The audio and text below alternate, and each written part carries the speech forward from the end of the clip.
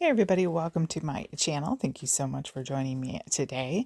Today I've been trying to chip away at my studio, trying to clean it up, and I found my Strathmore watercolor postcards. These are 4 by 6 inch. You get 15 of them, and they're 140-pound watercolor paper. So I enjoy using their art journals. So I went ahead and took one of them out and took my Koi watercolor tubes out and made that wash in the back with these like yellows and oranges and a little bit of pinks.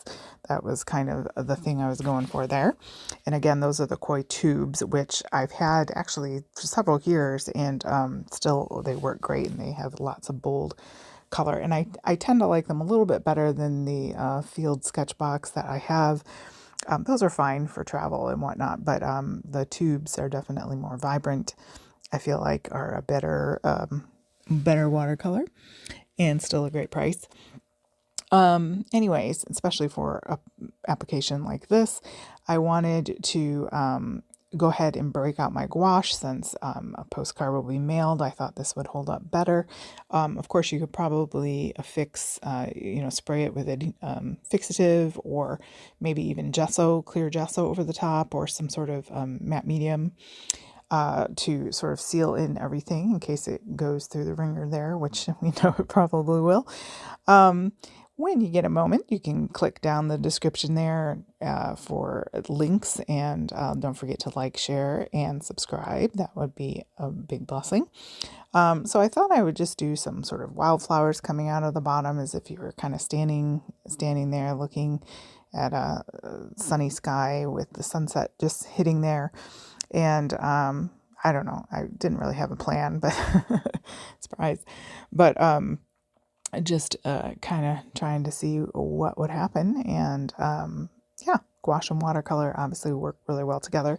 And it's a great little set. So if you're looking for some watercolor postcards, on the back you could write with like a micron or something that's like an archival ink that wouldn't smudge if it were in the elements, or some people pop them in envelopes and mail them first class. But if you want a little bit of a cheaper postage stamp, I was looking the other day online, and it's funny, I think I saw that a postcard is like 50 something cents, which is what the first class mail used to be.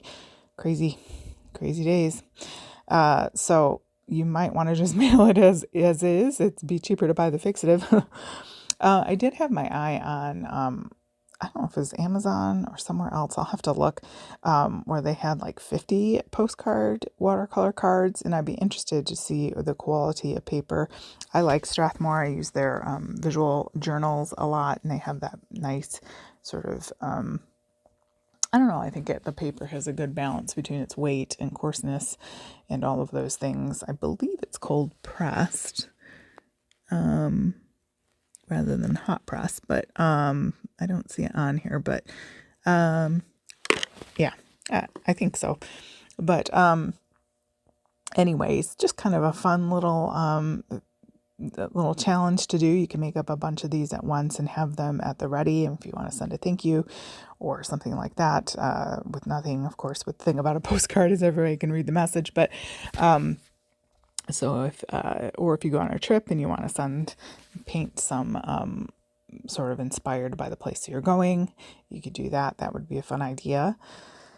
Yeah, they're fun. I've had them sitting down here, and just need to remember what I have. So yeah, they're a fun little set. I mean, I'd be interested price-wise to see what the other ones for the 50 set would be, because they weren't the cheapest things in the world, but you're getting good quality with Strathmore, and they're kind of known for their little postcard availability there. So hopefully you'll enjoy this, and maybe they'll inspire you to get down into your room and break out your supplies.